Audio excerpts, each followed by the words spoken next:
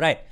So, hari ini insyaAllah kita akan bercakap beberapa perkara. Tadi saya dah live hampir sejam. Yang ni saya tak tahu berapa lama. Pertama, menurut Hamzah Zainuddin bahawa Saifuddin Abdullah, sasaran sebenar kerajaan perpaduan adalah Muhyiddin Yassin. Benarkah sedemikian? Ada yang kata tadi 18 hari bulan kerajaan akan tumbang is. Okey, saya dah jawab soalan itu. Okey, tiada sebab munasabah SPRM menahan Bendahari Bersatu menurut Hamzah Zainuddin. Yang ini betul, kedakwaan sedemikian. Zuraidah kembali dalam peseda politik dan sokong PN. Begitu juga dengan begitu juga dengan Mukris, tetapi Mahathir berkata sebaliknya. Kemudian Hadi hari ini, mungkinkah beliau telah telah derhaka kepada Sultan kerana melanggar titah Majlis Agama Islam. Kita akan lihat sebentar lagi. Sebelum itu, share, subscribe, like, retweet, follow saya. Terima kasih yang bersama dengan saya pada malam ini. Alhamdulillah.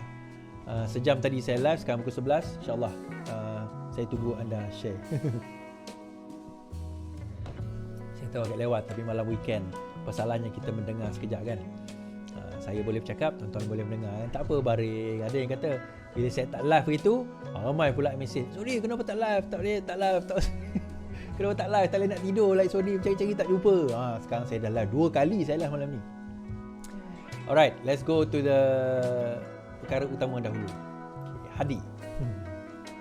Hadi mengatakan, tak salah, malah wajib cakap politik Islam di masjid atau surau. Presiden PAS Abdul Hadi menegaskan bukan menjadi satu kesalahan untuk ahli politik memberikan kuliah atau ceramah agama di seluruh masjid serta surau-surau. Sebaliknya, menurut Timbalan Pengurusi Perikatan Nasional itu adalah menjadi satu kewajipan untuk pemimpin bercakap mengenai politik Islam. Kita kena sedar dalam Islam, politik dan agama tak boleh dipisahkan. Nabi SAW cakap politik dalam khutbah.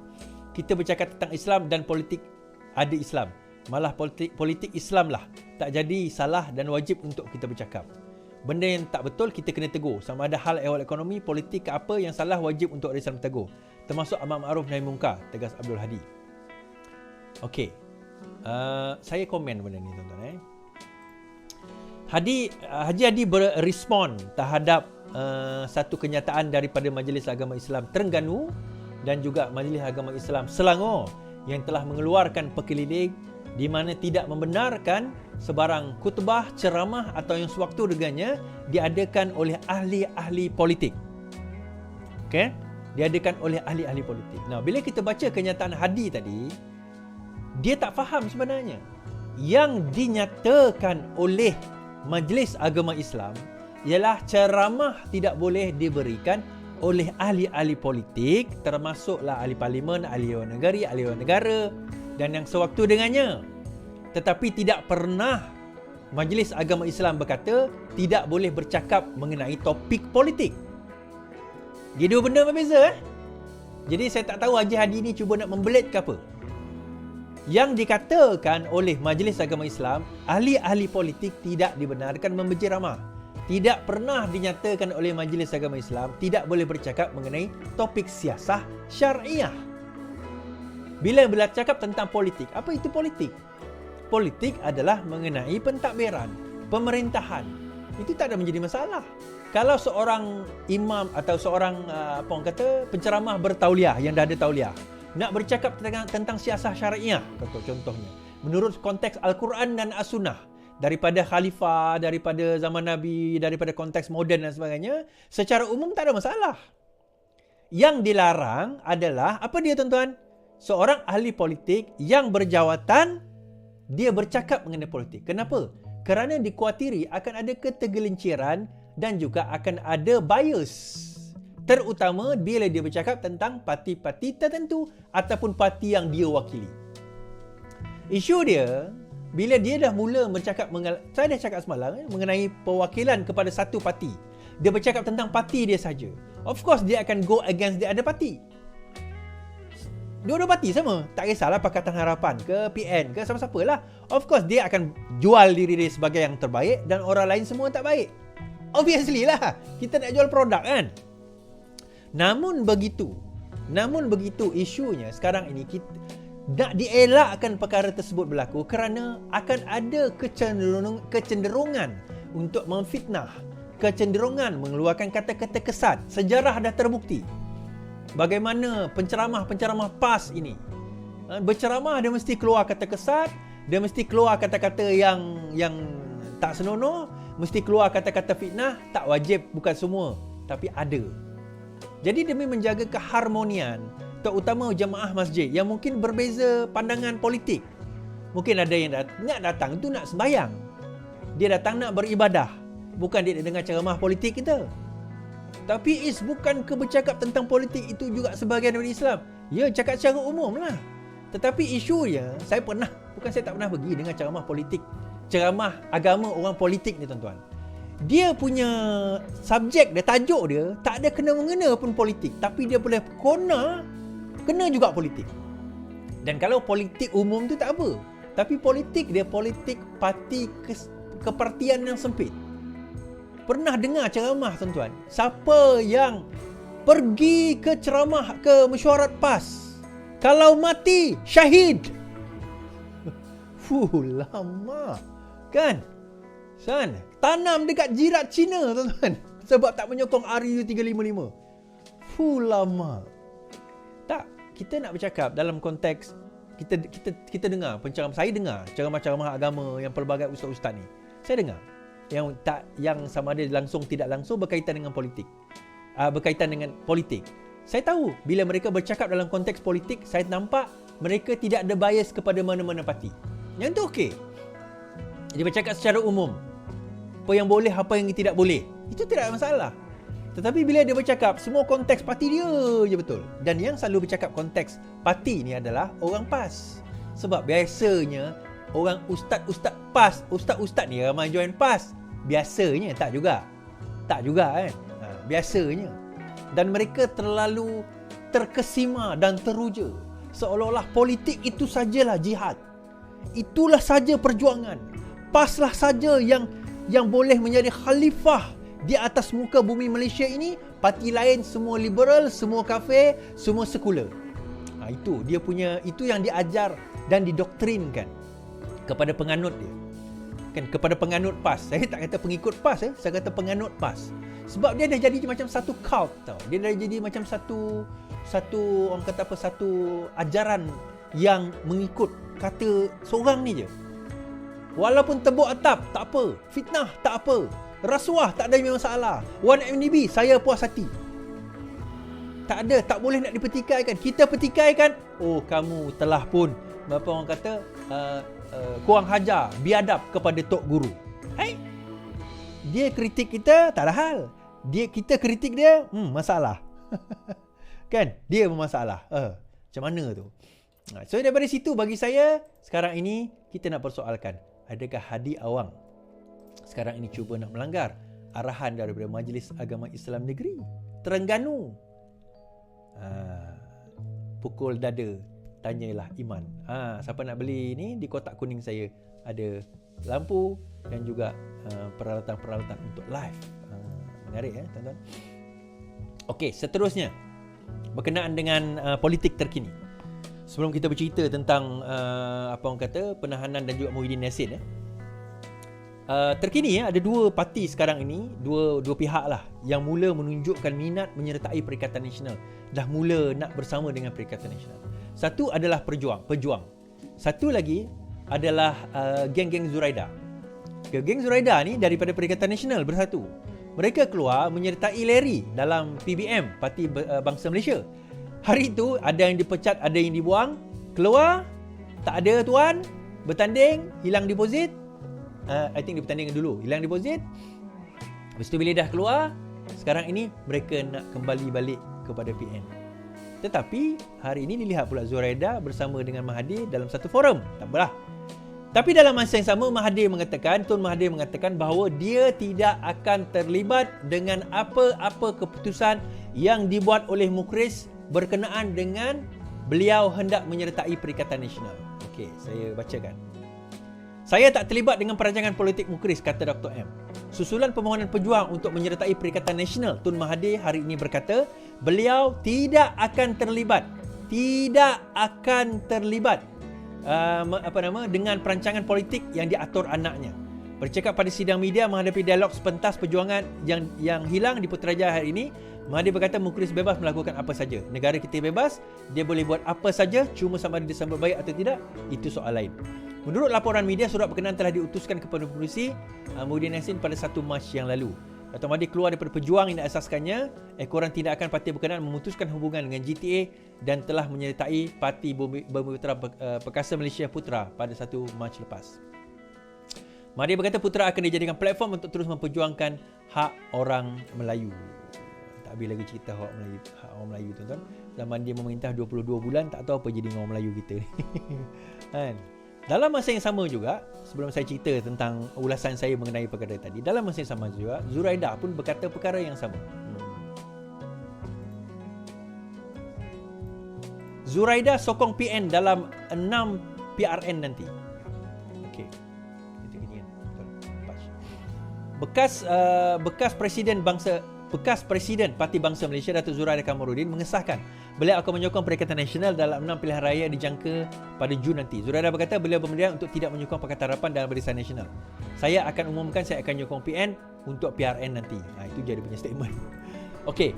Now, pertama sekali kita tengok Perikatan Nasional, kita tengok pejuang itu sendiri ya. Pejuang pada awalnya rasa begitu gah dan berasa begitu confident. Saya jumpa beberapa juga geng-geng pejuang. Sebelum ini bercerita Iswardi joinlah pejuang Iswardi, kita boleh menang PRU ni. Saya tengok dia, saya gelak je. Sure saya cakap kalau korang tak hilang deposit pun dah kira bagus. Saya cakap macam tu kan kat dia orang. Tak ada Iswardi, kita dah sedia ni. Sekarang ni rakyat nak berubah kepada pejuang. Dalam hati aku suka tingkau lah, kau bukan baru dalam politik kan. Tengok-tengok betul apa saya cakap. Sebenarnya asalnya saya dengar cerita from the bird singing lah tuan-tuan, bahawa pejuang melalui Mukhlis tidak pernah setuju untuk membentuk GTA. Asal dia, sama ada pejuang pergi sendiri ataupun pejuang bersama dengan Perikatan Nasional pada asal melalui geng-geng Mukhlis ini. Namun begitu, Tun Mahathir masih lagi mempunyai ego yang tinggi dan merasakan bahawa kalau sekiranya mereka jalan sendiri, mereka bersama jalan sendiri, menubuhkan satu ketumbukan sendiri, dia boleh lead. Dan dia mengharapkan orang kata miracle sebagaimana berlaku Pakatan Harapan tahun 2018 itu berlaku. Dia lupa, dan ini yang saya dok cakap, yang kami dok cakap, bahawa kemenangan 2018 tidak ada kena-mengena dengan Bersatu, tidak ada kena-mengena dengan Mahathir. Ini yang saya cakap dulu. Ini antara yang tim kami cakap, tapi ramai yang tak setuju. Dia kata taklah Iswardi okey. Bukti dia saya kata lepas itu banyak series of election di mana Bersatu kalah, dan juga kita tengok lepas itu bila Mahathir keluar membentuk ketumbukan baru dinamakan GTA ruyup tuan-tuan, habis deposit pun habis. Deposit kalah tu satu hal lah, tapi dengan deposit habis.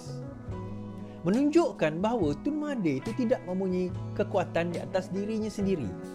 Menunjukkan juga bahawa jangan kita anggap 20-30 tahun dulu kita ada kekuatan, sekarang ini kita ada kekuatan. Kekuatan ni dia bukan sesuatu yang kita boleh preserve. Kita boleh reserve dan preserve dalam tempoh yang lama. Saya kata sekarang, dulu mungkin 2-3 tahun, sekarang ni 2-3 bulan pun sekarang dia sokong kita. 3 bulan, 6 bulan akan datang, belum tentu. Kan, belum tentu. Kan, belum tentu. Aku dah promote dah produk. Aku tak faham. Okey lah. Kan? So belum tentu benda itu akan berlaku, kita kata. Sokongan itu belum tentu akan berlaku. That is why amat penting untuk kita kena melihat dalam konteks dalam konteks senario semasa, sentimen semasa, bagaimana skala ataupun mood pengundi terhadap kita.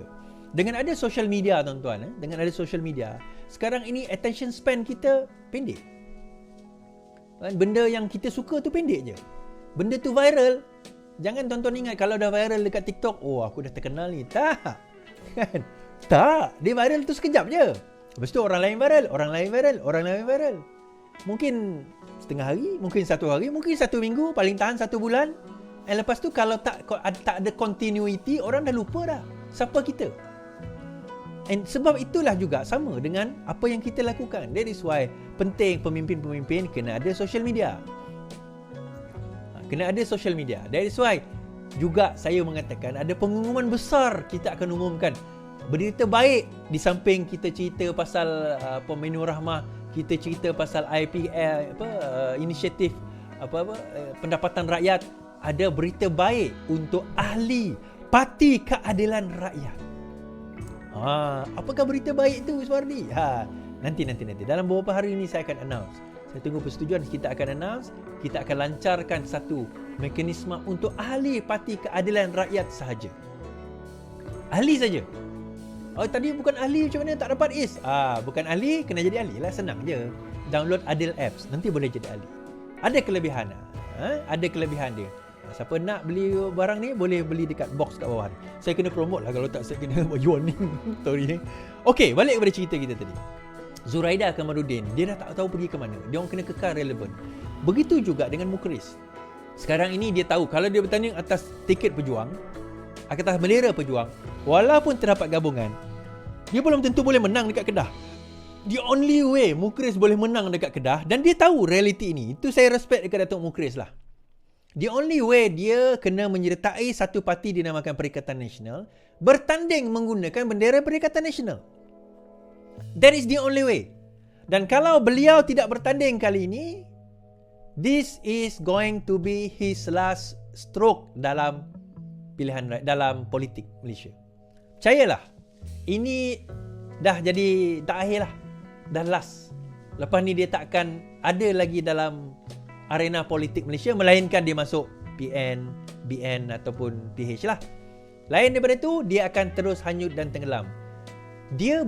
Datuk Mukris, minta maaf, with all due respect, dia bukan seorang pemimpin. With all due respect, dia bukan seorang pemimpin. Datuk Mukris bukan seorang pemimpin. Jadi bila Datuk Mukris bukan seorang pemimpin, dia takkan boleh lead pejuang ke arah itu. Begitu juga Zuraida Kamarudin. Zuraida bukan seorang pemimpin. Yang pemimpin dalam tim Zuraida adalah Azmin. Namun begitu, terdapat konflik besar di antara Azmin dan juga Zuraida, sehingga mereka bertembung sesama sendiri dan mereka keluar. Terutama dua tim. Dia bukan setakat Azmin Zuraida, tim mereka. Tim Azmin dan tim Zuraida. Di mana tim Zuraida merasakan bahawa mereka telah dikhianati oleh Azmin, padahal sama-sama terjun pada tahun 2020 dahulu untuk mengkhianati PKR pada waktu itu. Sekarang mereka berpecah sesama sendiri. Ada yang sokong Azmin, ada yang sokong Zuraida, ada yang stay, ada yang lari, lompat. Sekarang ini kembali nak sokong PN pula. Dan ada ura-ura mungkin dia akan masuk balik dalam Bersatu. Ada ura-ura masuk balik dalam Bersatu. Tapi tempat dia dalam Bersatu kat mana? Itu jadi satu persoalan yang menarik untuk dibincangkan nanti. Kan? Menarik untuk dibincangkan. Sebab itu saya kata, tuan-tuan, daripada dulu lagi saya cakap, jangan khianat. Kan? Jangan khianat. Tapi dia nak khianat juga, kita nak kata macam mana? Kan? Kita nak kata macam mana? Jadi kita sedihlah orang-orang yang macam ni, yang khianat. Kan? Tapi sedih-sedih kita pun, kita dah bagi tahu orang lain, kita dah bagi tahu dah kawan-kawan kita. Saya dah cerita dah dalam live, saya ingat dulu. Sebab itu saya tunjuk, kan itu saya tunjuk sentimen rakyat kepada pandangan rakyat kan.